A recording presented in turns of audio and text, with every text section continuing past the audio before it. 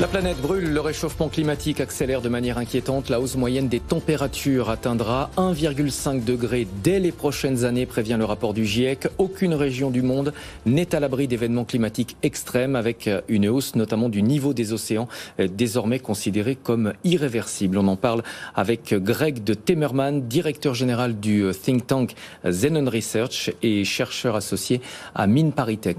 Rapport sans équivoque, le statu quo n'est pas une option et les mesures, on est d'accord, doivent être radicales. Oui, en effet, comme vous l'avez rappelé, le GIEC mentionne que le réchauffement climatique est déjà bien engagé. On est déjà à plus de 1,1 degré. Et si on regarde un peu les budgets carbone, sur les budgets d'émissions qui nous restent en tant que gaz à effet de serre, on est sur des budgets qui sont très courts. Il reste une dizaine d'années si on veut rester sous les 1,5 degrés, un peu plus si on veut rester sous les 2 degrés. Et ça nécessite de changer drastiquement notre façon de faire. On voit quand même que les événements de ces derniers mois montrent que le changement climatique est déjà présent et qu'on a des dérèglements assez forts. On a vu les effets de la vague de chaleur dans l'ouest du Canada, aux États-Unis, les incendies géants en Grèce ou dans d'autres pays en ce moment.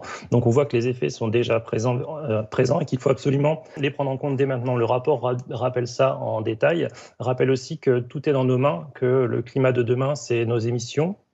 Et que plus on émet de gaz à effet de serre, plus on a de risque d'aller vers des températures élevées et donc des effets assez extrêmes. On émet à l'heure actuelle à peu près 40 milliards de tonnes par an de CO2 dans l'atmosphère.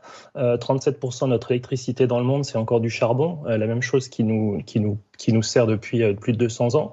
Et on sait qu'il y a encore énormément de centrales à charbon qui sont en construction, ce qui va augmenter les effets des émissions. Et donc, il y a vraiment urgence à changer clairement de façon de faire et à diminuer nos émissions de façon drastique et rapide, ce qu'on n'a à peu près jamais fait, à part l'an dernier, et c'était accidentel grâce au Covid.